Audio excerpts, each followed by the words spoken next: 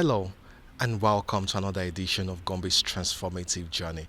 Today, our focus is on basic education in Gombe and the massive investment of the Inuwa Yahaya administration in this all-critical sector.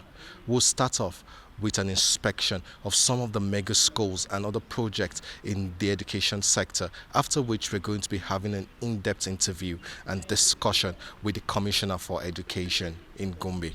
Sit back and relax as we take this transformative journey together. I am Landry Adeyemi.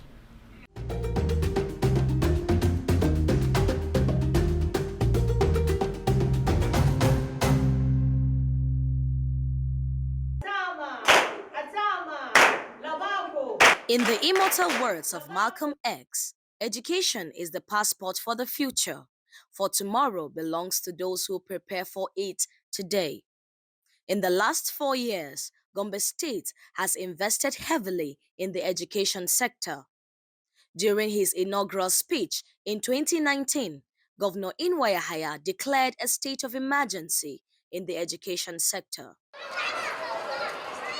He backed up his words with action by allocating a chunk of the state's budget to this critical sector.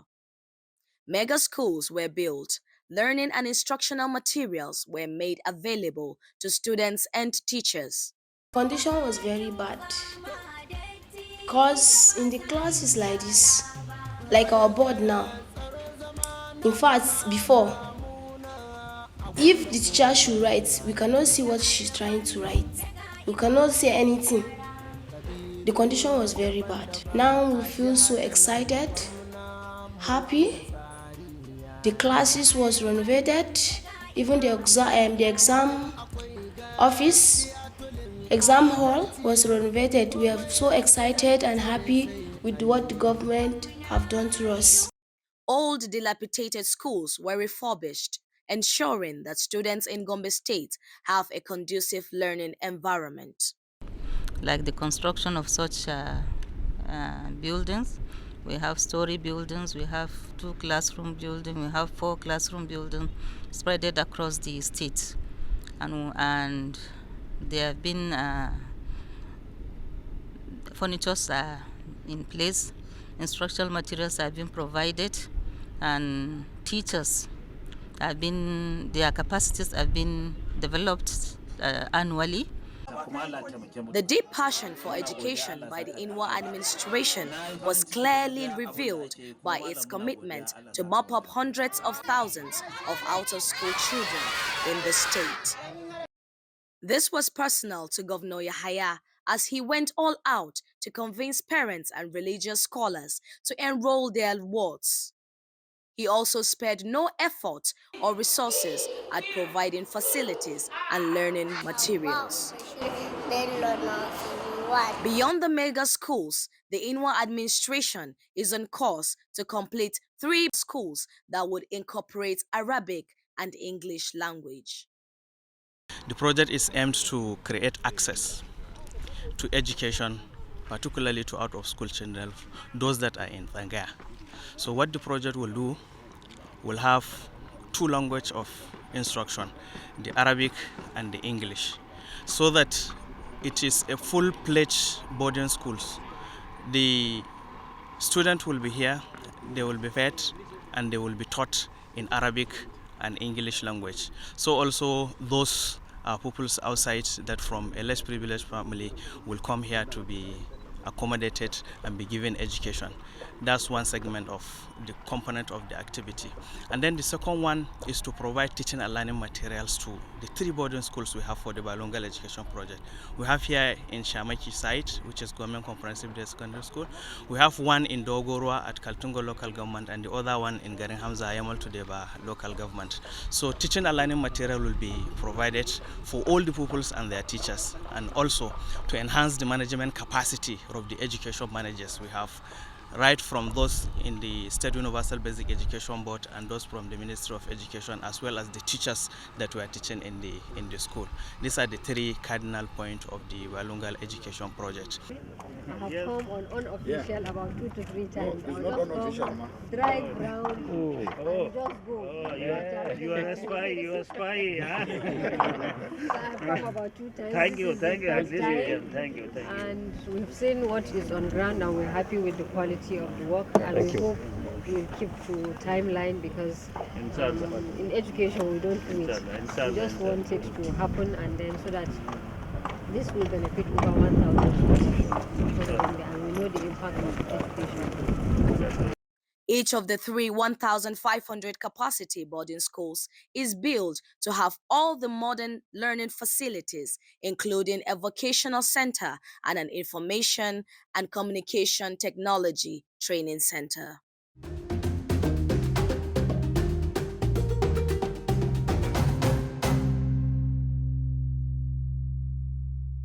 Welcome back.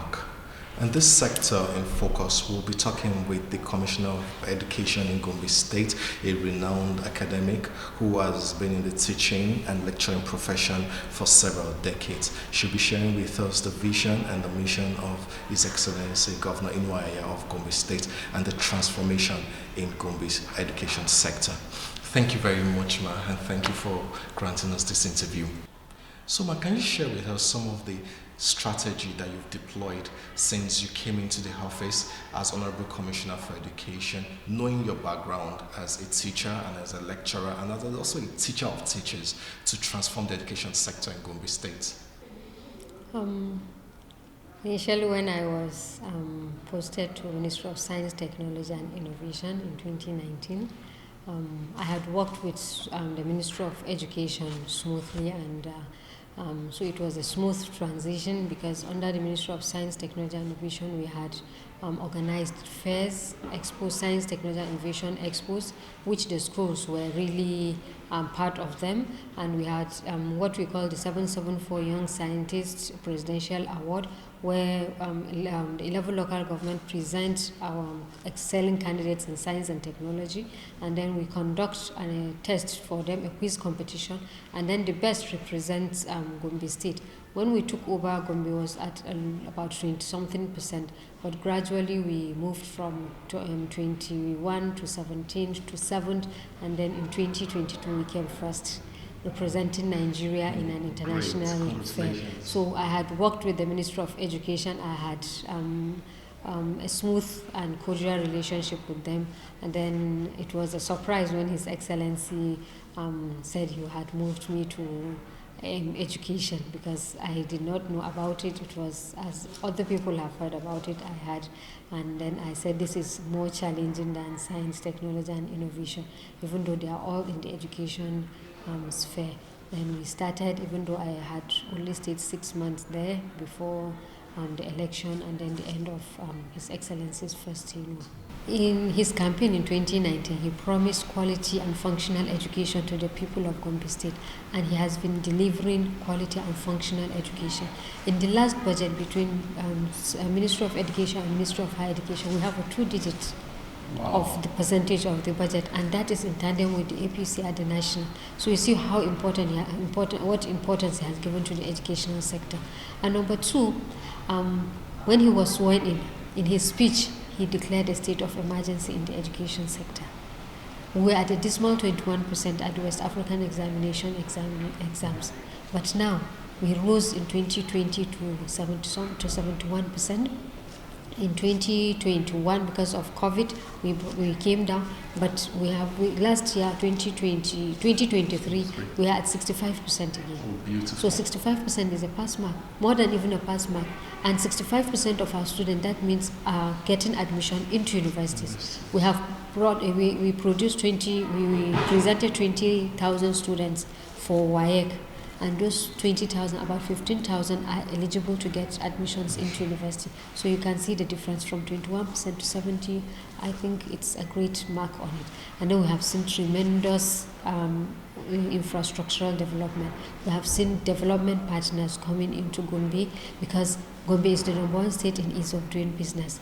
I translate it in my own opinion as number one state in ease of doing educational business.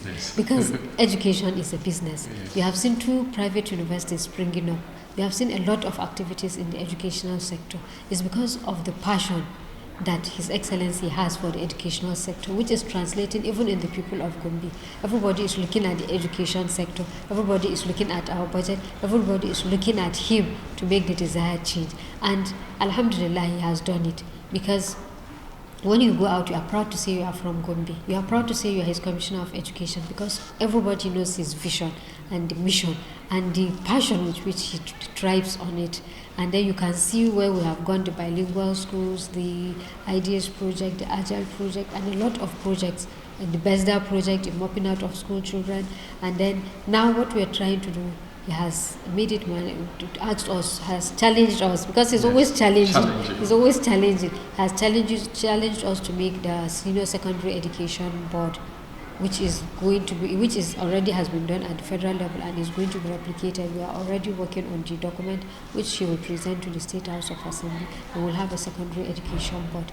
That translates to like what you see happening in Subeb will now be happening in the senior secondary section.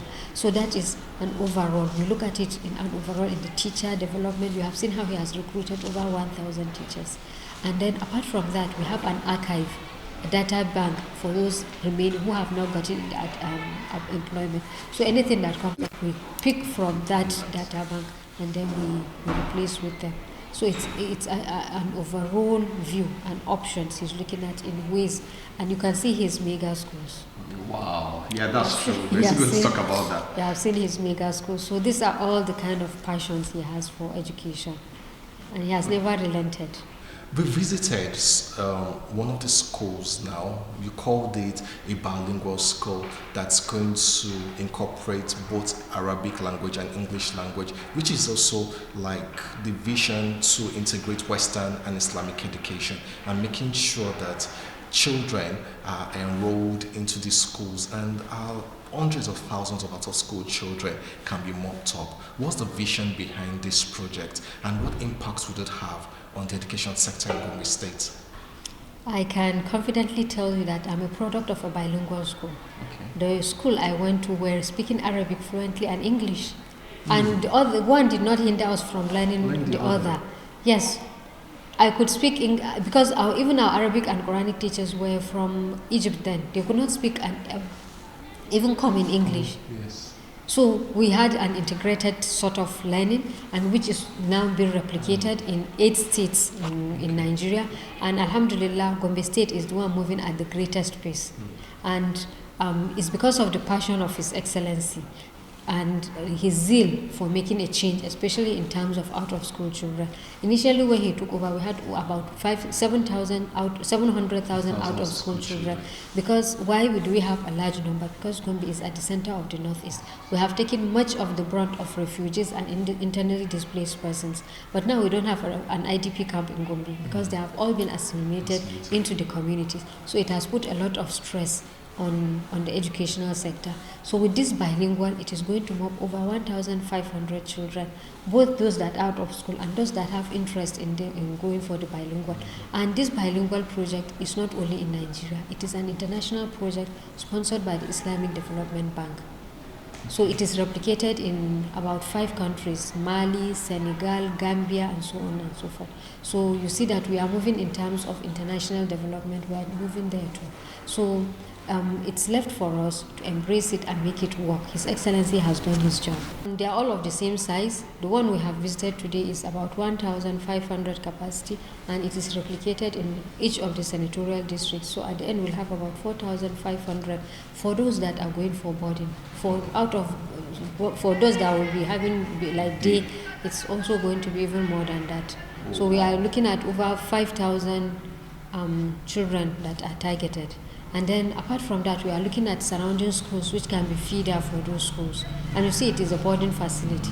So it's either you keep your child there or you keep your child at home. Whatever it is a full option school that offers everything you can do. You can see we even have staff quarters there. You see, when you sensitize people, you advocate to them, you give them the idea of what you want. and then they understand you very well, that you are not cheating them, you are not taking out their properties. In fact, you are investing in their properties. They accept it. You are not changing anything out of their school system, out of their Islamic values. In fact, you are adding value to it. You are giving their children a sense of belonging in the society. They now accept it much more than when you just come and drop your ideas and allow them to assimilate at their own pace. It becomes very dangerous even. So that is why they hardly accept it. But His Excellency has changed the Sangaya system in the whole of the country. We find him going to the Sangaya itself that has stood the test of time for over 100 of years. He just builds infrastructures, upgrades them, builds a skill acquisition for them, gives them certification that their children can get jobs somewhere, which is what we are all talking about, skills and certificates. Absolutely. So this is what we are doing. It's a combination of both. So when you tell them that and they see the benefit, and when he was opening the first Angaya school, he brought the Sultan of Sokoto, who is the Islamic spiritual leader in Nigeria. So if he can understand what we are getting, you see that all of us are getting it there. Absolutely. His Excellency has been very passionate about education, knowing that from the get-go, he hit the ground, focused on education, and also the increase in the budgetary allocation. Then there are also like stories that he even wants to be involved in some of the details of what is going on in some of these schools. Can you give us a clear picture of his passion and his determination to make sure he leaves education better than he met it in Gombe State? This administration has inherited model schools and what they call the turnaround schools. So His Excellency, in his zeal and passion to change the narrative, chose 5 schools to become what he calls the mega schools. Mega in terms of everything, in terms of infrastructure, in terms of teachers, in terms of whatever you can think of, facilities and everything. So we chose 3, 1 in each of the senatorial districts. 1 is JSS Duku, now Government Mega College Duku. 1 is Dadinkoa, which is called Government Mega College Dadinkoa. 1 is in Kaltungu, Government Mega College Lakanji, Kaltungu. And then he chose 2 in the metropolis. 1 is Government Secondary School, now Government Mega College Gombe, and then Government Girls Mega College, so that girls are not left out. Yes, because His Excellency is a he for she governor. He has supported so many of us. I personally, he supported me during all my educational pursuits. He was there pushing us until we did it. And he was very happy we did it. I think he was even happier than us when we did it. So what he did is, those schools were very dilapidated when we took over. In fact, like the one in Duku has been closed for over 10 years. So dilapidation has taken place. The schools are so in bad shapes. So he took them up as a personal project. In fact, he's heading one of the schools. Government Science School is directly under his supervision. Okay. Yes, he did committees and he was heading one of the schools, so that you see the passion he has for it. So what we mean by a mega school is a school which we are going to put special funds to turn it around, increase its capacity in terms of enrollment, in terms of teacher training, in terms of teacher recruitment, in terms of facilities, in terms of all the facilities a school needs are put in place. Hostels, dormitories, and so on and so forth. All the colleges are senior secondary schools, except Doma, which has junior secondary schools, and Government Mega College Gombe and Doma are unity colleges, where you have all the 19 states represented here. So you see, it is also an ambassadorial school, as I put it. We are ambassadors of our state. The students that are coming in go back to tell stories about what is happening in Gombe. And they are ambassadors, so we are putting a lot. We have gone through the schools and you have seen the tremendous transformation of his. He does it personally. It is his personal project.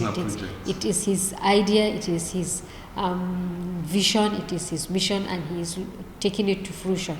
And we have seen it, and inshallah, we will see more of what we have.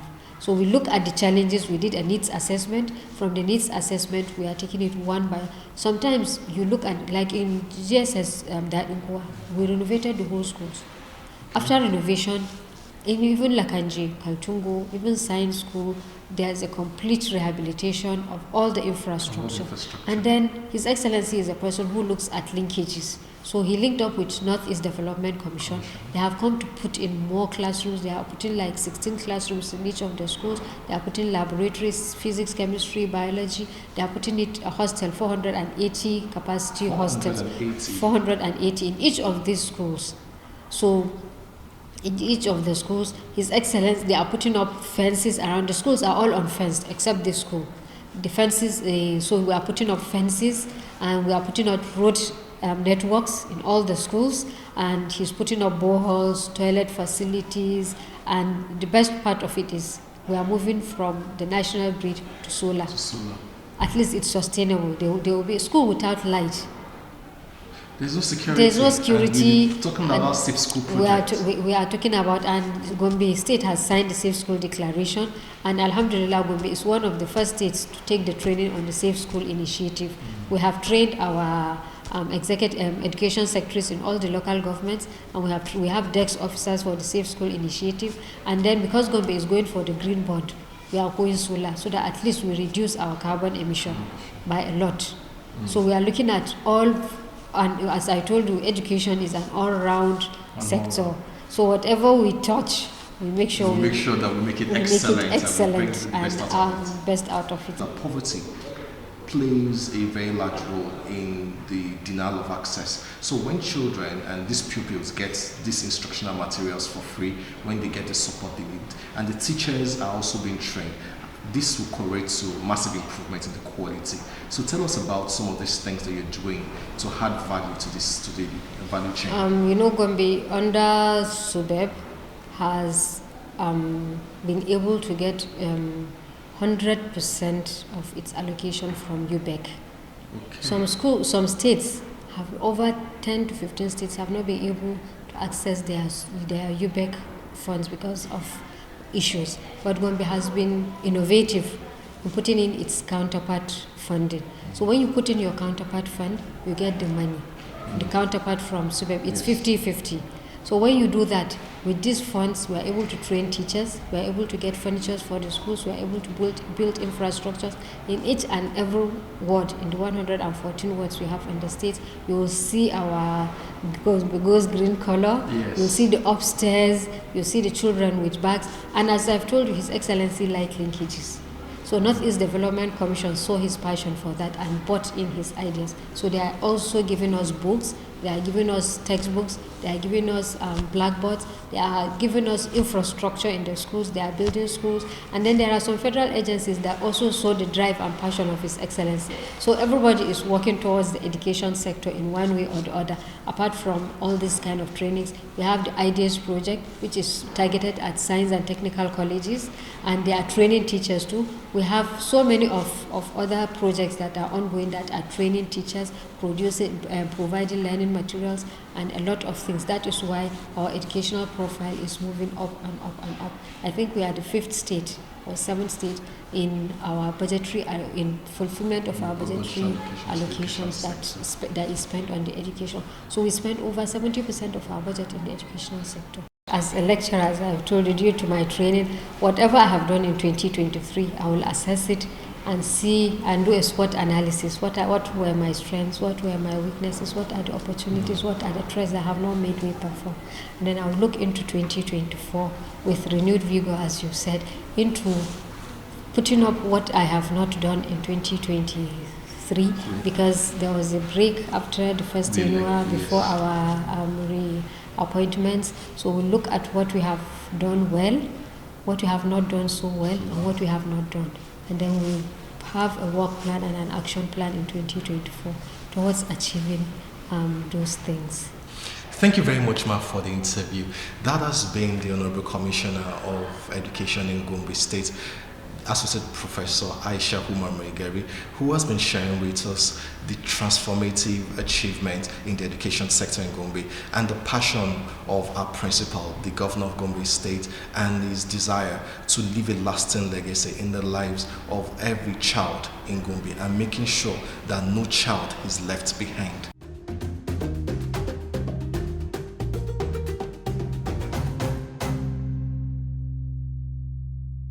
That has been an interesting conversation with the Honorable Commissioner for Education in Gombe State, Associate Professor Aisha Humar Megari, who has been sharing with us the vision of the Inuwa Yahaya administration and the massive investment in the education sector.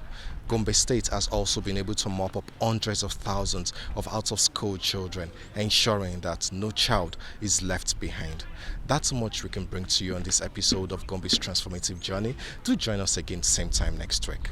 But before then, you can watch this episode and other episodes on our social media platforms displayed on your screen. I am Landry Hadeyemi.